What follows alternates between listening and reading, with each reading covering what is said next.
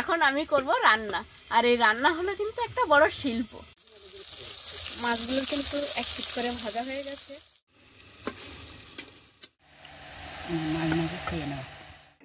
আপনার মূল্যবান এক ফোঁটা রক্তের বিনিময়ে যদি একটি মুমূর্ষু রোগী প্রাণ খুঁজে পায়,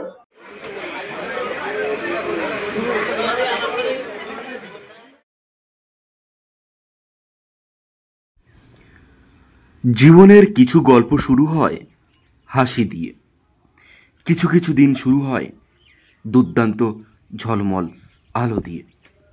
জীবনের কিছু কিছু অধ্যায় শুরু হয় নতুনভাবে, নতুন উদ্যমে। কিন্তু সব শুরু হবার শেষটা সবসময় সুন্দরভাবে হয় না, যাকে আমরা বলি অসমাপ্ত। কেন বলছি এ কথা? তাহলে চলুন শোনা যাক। নমস্কার, আপনারা সকলে ভালো আছেন তো? দুপুরে বেলা 1টা ঘড়ির কাঁটা মানে সাথী বিপ্লব ব্লগ হাজির। তো সেই সঙ্গে সঙ্গে আজকের একটা নতুন পর্ব শুরু করতে চলেছি আপনাদের সঙ্গে। আর নতুন পর্বের প্রচুর আনন্দ আছে, কারণ ভাই আজকে অনেক দিন পর বাড়িতে এসছে। আর জমিয়ে আজকে আমরা বাড়ির সবাই একসঙ্গে খাওয়া দাওয়া করব। তো সম্পূর্ণ পর্বটি আপনারা দেখতে থাকুন, আশা করব আপনাদের ভালো লাগবে। কোথাও স্কিপ না করেই দেখতে থাকুন। যারা প্রথমবারের জন্য দেখছেন, চ্যানেলটি যদি ভালো লেগে থাকে একটু সাবস্ক্রাইব করার অনুরোধ রইল। লাইক কমেন্ট করে আপনারা যেমনভাবে পাশে আছেন এইভাবেই পাশে থাকবেন। শেয়ার করে নিজের বন্ধুদের মধ্যে ছড়িয়ে দিয়ে বেশি বেশি মানুষের মধ্যে ছড়িয়ে দিন আমাদেরকে। আমি ওদিকে কয়েকটা মাছ কেটে নিয়ে আর কাটা মাছটা ধুয়ে নিয়ে ভাত আর একটু মাছ ভাজা বসিয়ে দিয়েছি। এখানে মা ব্রাহ্মী শাক আলু কেটে দিয়েছে। এখানে কাঁচকলার কুলেখাড়া দিয়ে একটু বললো পাতলা ঝোল করতে হবে, তাই এই মাছগুলো মামি দিয়েছিল। আর এই যে এখানটায় ভাই যে বড় মাছ কেটে নিয়ে এসেছিল সেই মাছটা আছে। আর এখানে নদীর আরেক ধরনের মাছ আছে, যেটা এখন আমি ভাজা করব। তার আগে এই যে উনান ধরিয়ে দিয়েছি, দিয়ে একদিকে ভাত বসিয়ে দিয়েছি। যেহেতু আস্তে আস্তে বাড়িতে লোকজন বাড়ছে, হাঁড়িটাও কিন্তু একটু বড় করে নিয়েছি।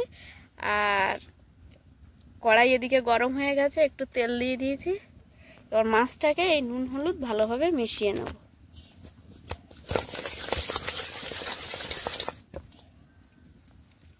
প্রথমে আমি কিছুটা ধুয়ে নিয়ে গিয়ে রান্না বসিয়েছি, আপনাদেরকে তো দেখালাম। আর সেই সঙ্গে সঙ্গে মাও কিন্তু বটি ছেড়ে উঠতে পারিনি, মা কাটাকোটা করছিল। কিছুটা হয়ে গেছে, আমি এবার এইগুলোকে ধুয়ে নিয়ে আবার রান্না বসাবো। আর এখন আমি করব রান্না। আর এই রান্না হলো কিন্তু একটা বড় শিল্প।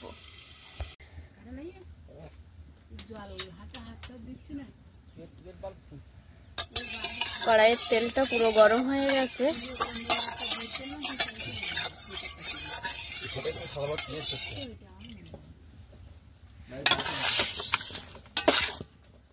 এবার মাছগুলো একা করে দিয়ে দেব।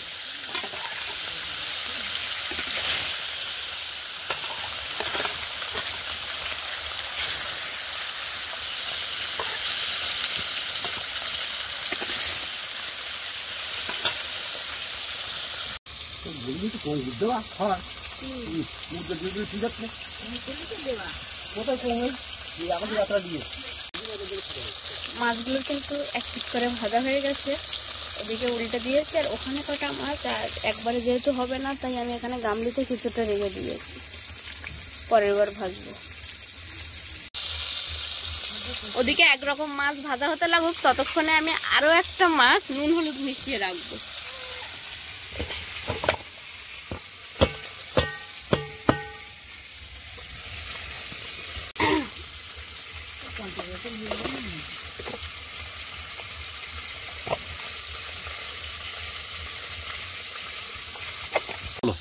এই যে মাছগুলো ভাজা হয়ে গেছে, এবার তুলে নেব।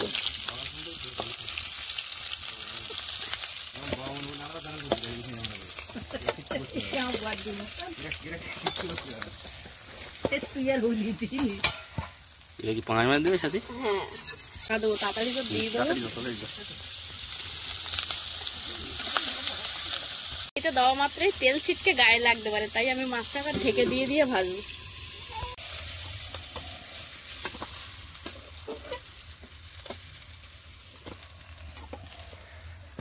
বড় নেই মা, ওল দিয়ে রান্না হবে নাকি? হ্যাঁ ভাই আসতে একটু বাড়ির হলো, এখনো তো ভাই আমি খাইনি। একদিকে মাছ ভাজা আর ভাত বসিয়েছিলাম, ভাতটা হয়ে গেছে।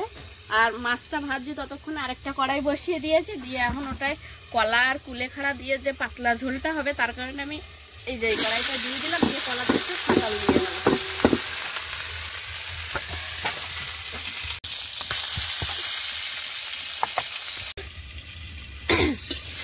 এই যে কলার তরকারিটা আমি ভালো করে নুন হলুদ দিয়ে একটু ভেজে নিয়েছি, এবার জল ঢেলে দেবো।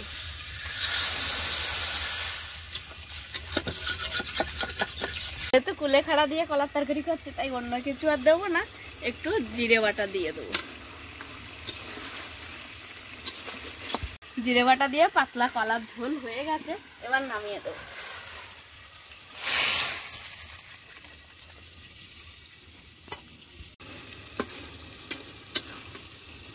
সাথী আর কত দেরি? আরে এখন অনেক রকম দেরি আছে। বাবা কিন্তু খেতে আসছে, জানো তো? তুমি এক কাজ করো, বলো। সাথী একদিকে রান্না বান্না করছে, বাবা কিন্তু খেতে চলে এসছে, আর আমি বাবা যে জায়গায় খেতে বসে সেই জায়গায় বসে আছি। একটা তরকারি এই, এদিকে গরম ভাত, আচ্ছা এদিকে মাছ ভাজা, এদিকে একটা তরকারি, আর ওদিকে তো সাথী এখনো বানিয়েই চলেছে। হ্যাঁ বসছে।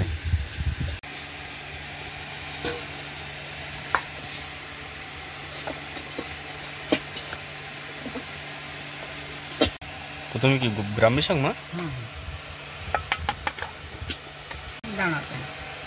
খুব গরম বাবা? হ্যাঁ গরম।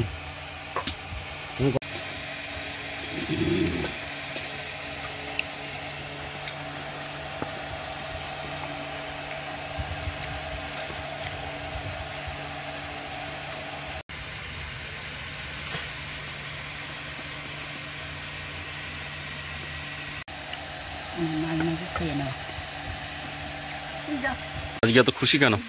আজকে খুশি, একটু বৃষ্টি হচ্ছে মন খারাপ, কিন্তু খুশিটা হচ্ছে দ্বিগুণ বেড়ে গেছে। ভাই বাড়িতে আসছে, তারপর 5 পদে রান্না হচ্ছে। আমি কয়েকটা রান্না করেছি, বাবা খেতে বসছে, ওদিকে মা আরো 2 পদ রান্না বাকি আছে, সেগুলো মা করবে, আর আমি এখন যাবো স্নান করতে। তুমি আর কি কি রান্না করছো এখনো? মাছের ভাজা হ্যাঁ, আর ওল আর ওই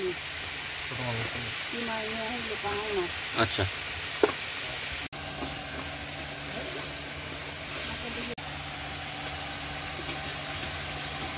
নাও, দুটো নাও মাছ বাবা।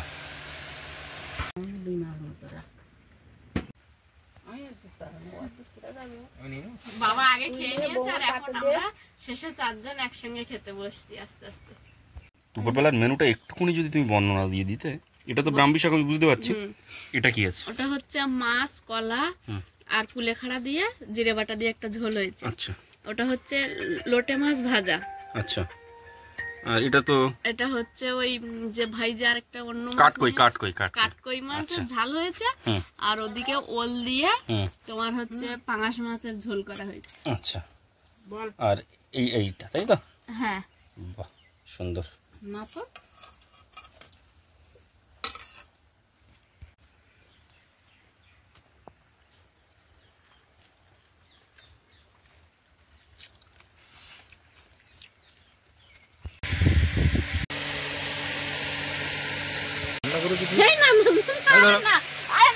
রাত্রেবেলা মাছ আসছে, নাহলে এখন মাছ খেলেও রাত্রেবেলা মাছ খেতে পারবো না।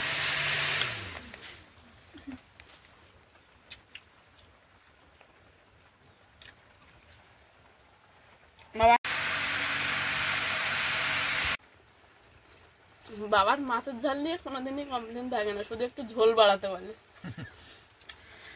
ওর ঝোল হলে ভালো। মাছটা কিন্তু অসাধারণ লেগেছে।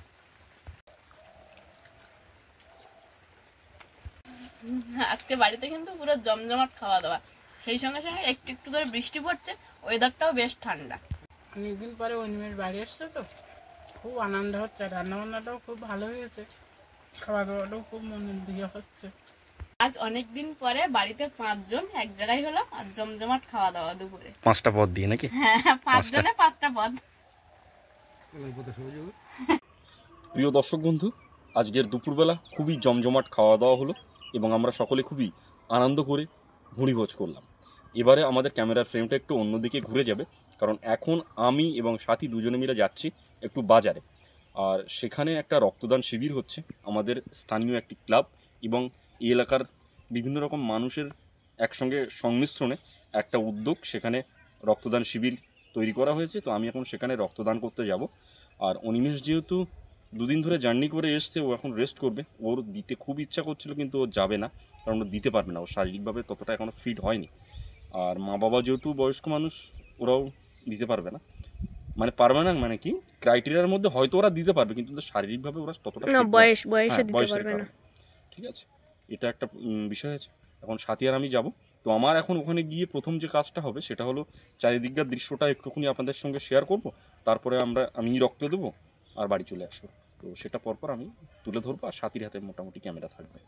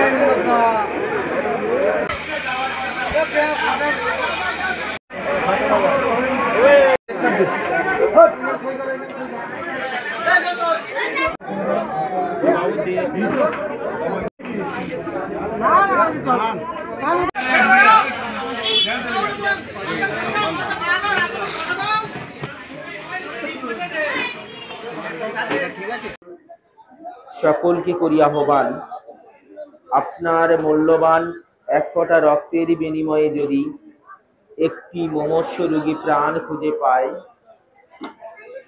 সেটি হলো মহৎ পাওয়া।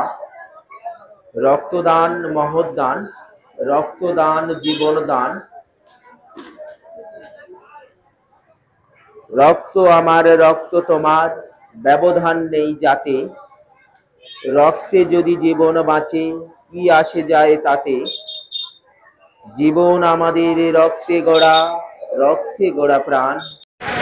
রক্তদান শিবিরে সকলকে করি আহ্বান।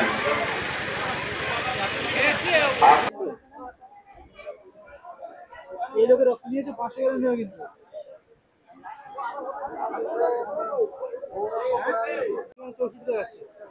61 কেজি।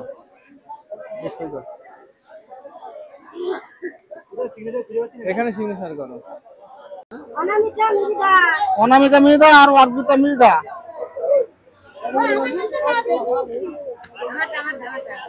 কি নাম? বয়স হয়েছে ঠিকঠাক? ষাটের উপরে গেলে কিন্তু নেবে না। আচ্ছা, শ্যামলী বিশ্বাস, তাই তো? 37 পর্যন্ত দেখো। মায়ের নাম্বারটা বলো। এবার তারপরে দেখি তুমি এমনি গাড়ি ঘোড়াগুলো এখান থেকে সরিয়ে দাও, গাড়িগুলো সরাও, গাড়িগুলো সরাও, চাকরি তো দিচ্ছে তো। হয়েছে হয়েছে, হয়ে গেছে। আগে এইটা ধরে দাও, এই এটা ধরে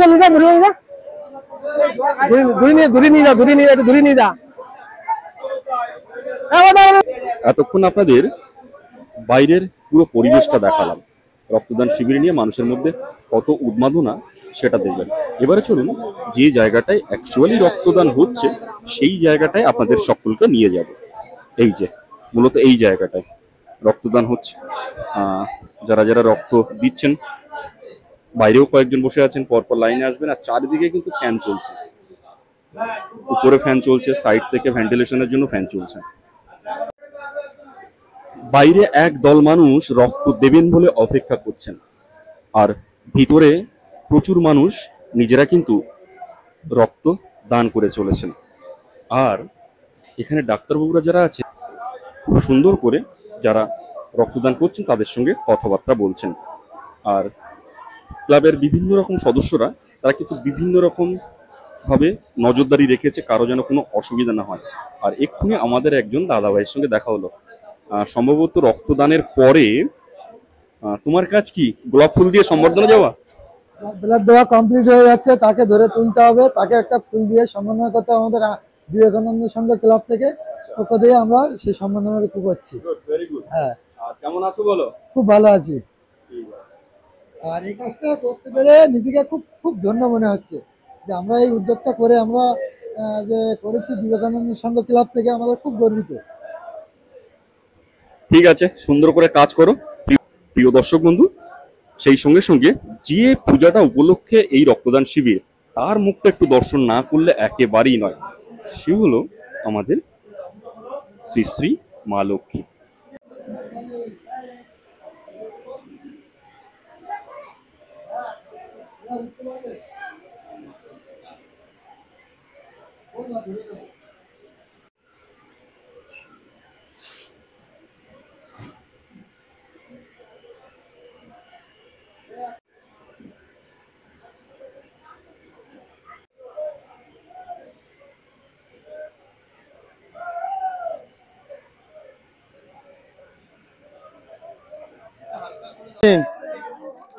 এই নিন একটা দুটো চেয়ার, এই নিন একটা ছাতা, সাবধানে যাবেন।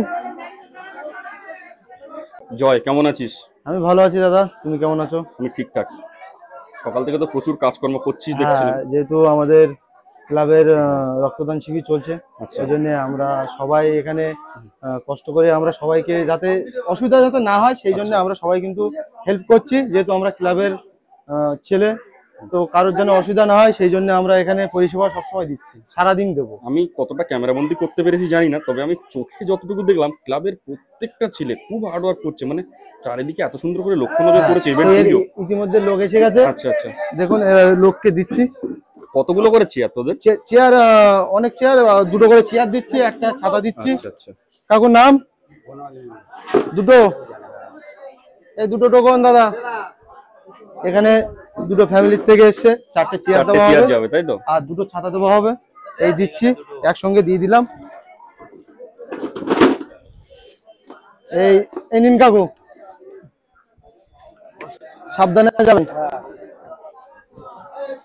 এই দুটো, এই চারটে চেয়ার দিয়ে আসলাম। তো আমাদের মোটামুটি ভালোই হচ্ছে, কিন্তু আমরা আজকে জানি না কতদূর কি হবে, কেন লোক পরস্পর বেড়েই যাচ্ছে, মানুষের ঢল নেমেছে। আমি তাই প্রচুর মানুষের চাপ হয়ে যাচ্ছে, জানি না কতদূর কি করতে পারবো। তো চালিয়ে যাচ্ছি, দেখা যাক কতদূর কি হয়। চল, থ্যাংক ইউ, এলাম। হ্যাঁ দাদা, ভালো থাকবেন। আমি আসবো। হ্যাঁ অবশ্যই দাদা, তো আছো তুমি? হ্যাঁ আমি আছি এখানে। হ্যাঁ, তোর সঙ্গে আর হয়তো সেভাবে কথা হবে না। হ্যাঁ, যেহেতু আমি আবার চেয়ার সাজানো শুরু করবো। যেমন এই একটা নীল চেয়ার নিচ্ছি, একটা এই খয়েরি চেয়ার দিয়ে দিচ্ছি, দুই রকম চেয়ার কম্বিনেশন করে দিচ্ছি যাতে কারো কষ্ট না লাগে, সবাইকে সমানভাবে দিচ্ছি। এভাবে সবাইকে দিই নাকি? হ্যাঁ একদম।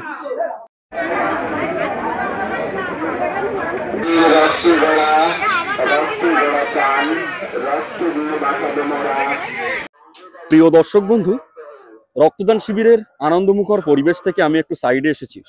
যে কারণে আমাদের এই রক্তদান শিবির, সেই শ্রী শ্রী লক্ষ্মী পূজা, এবং সেই কারণে যে মেলাটি বসার কথা ছিল, সেই মেলার আয়োজন কিন্তু ধুমধাম করে এগিয়ে চলেছে। চারিদিকে বিভিন্ন রকমের দোকানপাট, সাজ সরঞ্জাম একে একে সবাই কিন্তু রেডি করছে।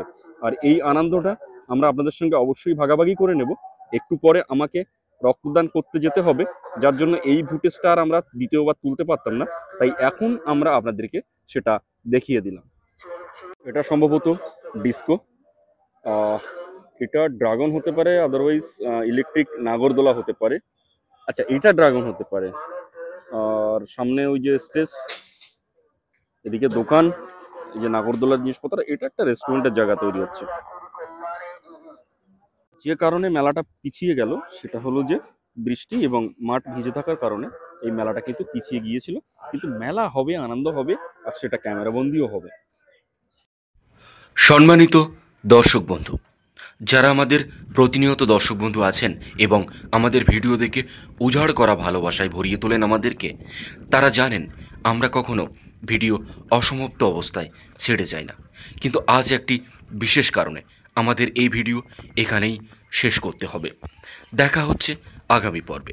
ততক্ষণের জন্য আপনারা ভালো থাকবেন, সুস্থ থাকবেন, আর নিজেদের প্রতি খেয়াল রাখবেন।